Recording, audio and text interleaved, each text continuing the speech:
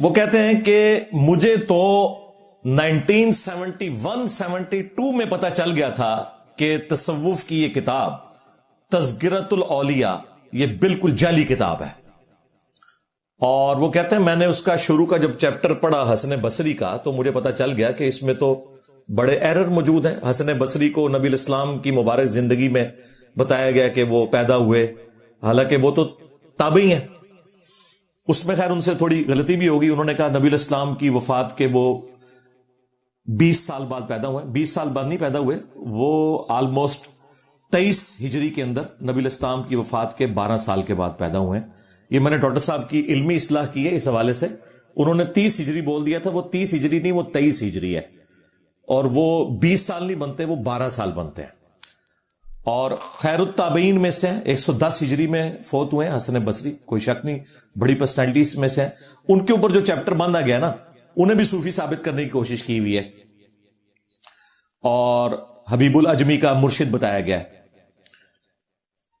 حسن بصری کا چیپٹر وہ کہتے ہیں میں نے جب پڑھا تو مجھے پتا چل گیا کہ اس میں تو یہ مسئلہ ہے، تو میں نے اس کو وہیں پہ رکھ دیا. حالانکہ ڈاکٹر صاحب اس سے پہلے ہی پتا چل جاتا ہے کہ اس کتاب میں مسئلہ ہے، کیونکہ اس سے پہلے ویسے کرنی کا چیپٹر ہے جس میں وہ دانت توڑنے والا جعلی واقعہ بھی لکھا ہوا ہے. تو کاش آپ ویسے کرنی والا چیپٹر پڑھ کے اس رزلٹ پہ پہنچ جاتے کہ یہ فراڈ ہے سارا. حسن بصری کے چیپٹر تک جانے کی ضرورت ہی نہیں تھی. وہ کہتے ہیں میں نے اپنے والد صاحب سے ذکر کیا اس کا، تو ابا جی نے کہا کہ یہ کتابیں بدل چکی ہوئی ہیں. 71-72 کی بات کر رہے ہیں، میری پیدائش سے بھی 7-8 سال پہلے، لیکن بتا رہے کب ہیں؟ 52 سال کے بعد. شیم آن یو یار، تو نے 52 سال تک بے شرمی کے ساتھ صوفیاء کے دفاع میں مجرمانہ خاموشی اختیار کی، اور ہزاروں لوگوں کا ایمان سٹیک پہ لگتا رہا اور تو یہ تماشا دیکھتا رہا. خود کہا انہوں نے اس میں. وہ کہتے ہیں کہ ہمارے واعظین جو بیان کرتے ہیں میں بھی سنتا رہتا ہوں، تو یہ تو کتاب ہی ثابت نہیں ہے. 52 سال بعد ہماری اس دعوت کی ہیٹ جب ان تک پہنچی ہے نا، ان کے قریبی لوگ ان کو چھوڑ گئے ہیں نا، اور صوفیاء کا سارا ڈھونگ ان کے اوپر کھلا ہے، تو اب انہوں نے کہا ٹھیک ہے جی. بندریا کے جب پاؤں جلتے ہیں نا، وہ اپنے بچے لیتی ہے پاؤں کے نیچے. ہاں، تو انہوں نے کہا ٹھیک ہے جی، فارغ کرو کتابیں. اور کہہ رہے ہیں مجھے تو 52 سال پہلے ہی پتا چل گیا تھا. واہ واہ، 52 سال تک خاموشی. اب کون سی ایسی تبدیلی دنیا کے اندر آ گئی ہے کہ تمہیں 52 سال بعد یہ راز لوگوں پہ کھولنا پڑا ہے؟ تو ٹھیک ہے، قبر میں سال لے جاتے. اور کون سا گن پوائنٹ والا معاملہ تھا؟ زندگی موت کی کشمکش بھی نہیں تھی، صرف اپنے فرقے کی، صوفیاء کی، دین تصوف کی حفاظت کا معاملہ تھا. کیونکہ یہ پورے کا پورا دین تصوف جن کتابوں میں کھڑا ہوا ہے، ان میں سے ٹاپ آف لسٹ اگر 10 کتابیں گنی جائیں نا، ان میں ایک تذکرۃ الاولیاء ہے. اور اگر فیم کے اعتبار سے دیکھا جائے تو یہ پہلے نمبر پہ ہے کتاب دنیا میں، فیم کے اعتبار سے. جس طرح شیعہ کے ہاں فیم کے اعتبار سے پہلے نمبر پہ نہج البلاغہ ہے، لیکن کتاب کی ورتھ کے پوائنٹ آف ویو سے علمی حلقوں میں وہ اصول الکافی ہے. لیکن نہج البلاغہ کا ہر شیعہ کو پتا ہے، اصول الکافی کا کم لوگوں کو پتا ہوتا ہے.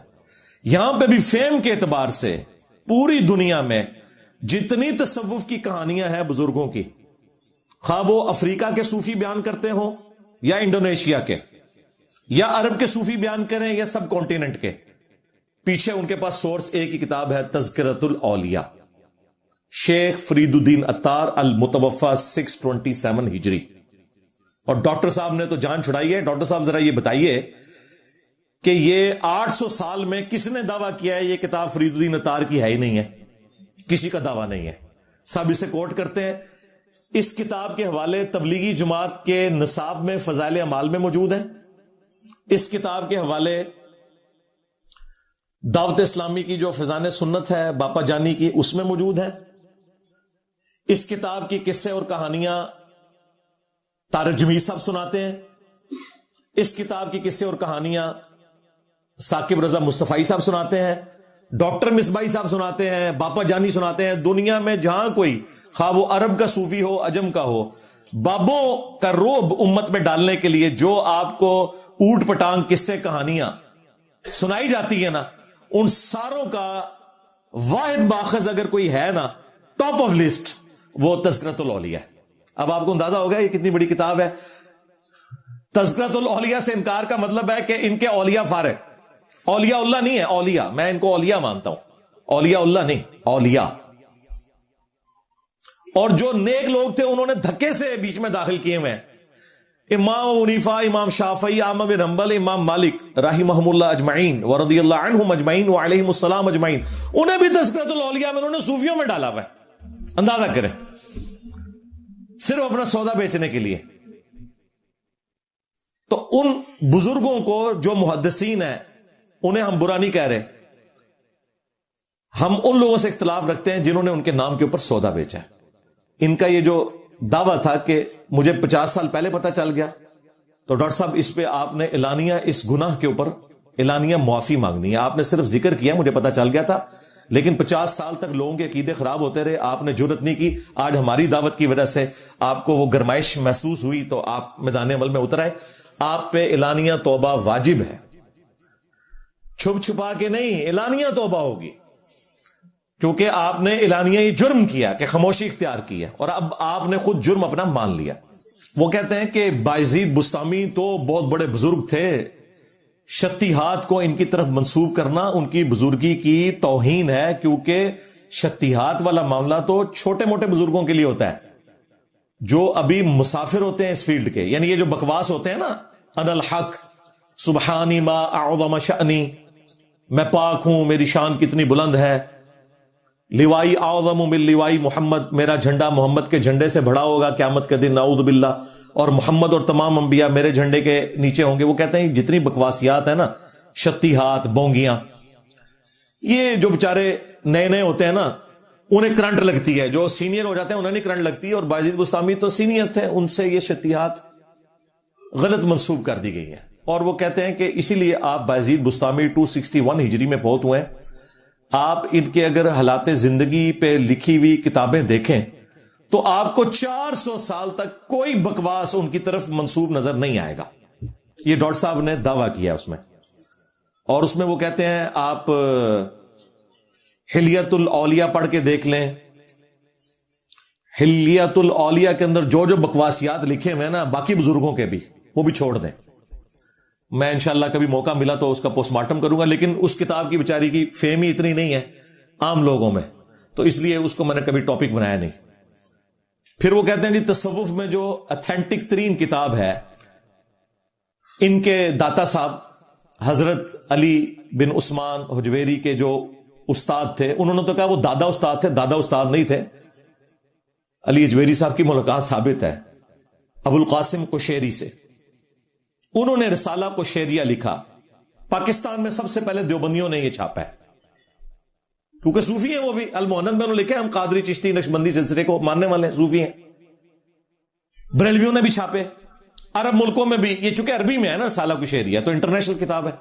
وہ کہتے ہیں رسالہ قشیریہ میں آپ بایزید بستامی کا چیپٹر پڑھیں، آپ کو اس قسم کی کوئی خرافات نظر نہیں آئیں گی۔ وہ چیپٹر کیا ہے، وہ 1.5 صفحہ لکھا ہوا ہے، تو اس میں تو یہ کچھ نہیں تھا، تفصیلی حالات تو ہے ہی نہیں تھے۔ پلس انہوں نے کہا کہ 400 سال تک کوئی بات ان کی طرف منسوب نہیں ہوئی، یہ بعد میں آئی ہیں۔ ڈاکٹر صاحب یہ آپ کا دعویٰ بالکل غلط ہے۔ رسالہ قشیریہ کے زمانے میں، ایگزیکٹلی اسی زمانے میں جن حضرت صاحب کے آپ چندے کھا رہے ہیں، یعنی داتا علی حجویری، آپ کے علی بن عثمان حجویری المتوفا 465 ہجری، انہوں نے کشف المحجوب میں وہ ساری بکواسیات بایزید بستامی کی طرف نہ صرف منسوب کی ہیں بلکہ دفاع کیا ان کا۔ ڈاکٹر صاحب توبہ واجب ہے آپ کے اوپر اس جھوٹ پہ کہ آپ نے کہا 400 سال تک کچھ نہیں ہوا۔ آپ نے خود مانا کہ رسالہ قشیریہ جس زمانے میں لکھا گیا اس زمانے میں دکھاؤ، رسالہ قشیریہ اور کشف المحجوب ایک زمانے میں لکھے گئے ہیں۔ حیران کن بات بتاؤں، علی حجویری کے یہ استاد ہے، 100+ انہوں نے عمر پائی ہے، ابو القاسم قشیری نے، فوت ایک ہی سال میں ہوئے ہیں۔ ابو القاسم قشیری کا بھی جو سن وفات ہے نا 465 ہجری ہے، اور علی بن عثمان حجویری کشف المحجوب والے وہ بھی 465 ہجری میں فوت ہوئے ہیں، ایک زمانہ ہے۔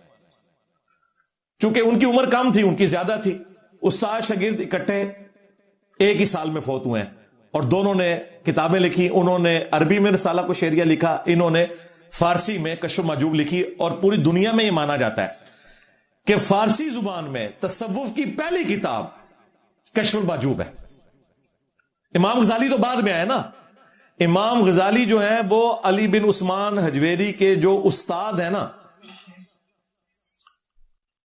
ان کے ایک مرید خاص تھے جو ان کے کلاس فیلو تھے, جو ان کے خلیفہ بنے, ابو علی فارمدی, ان کے مرید ہیں.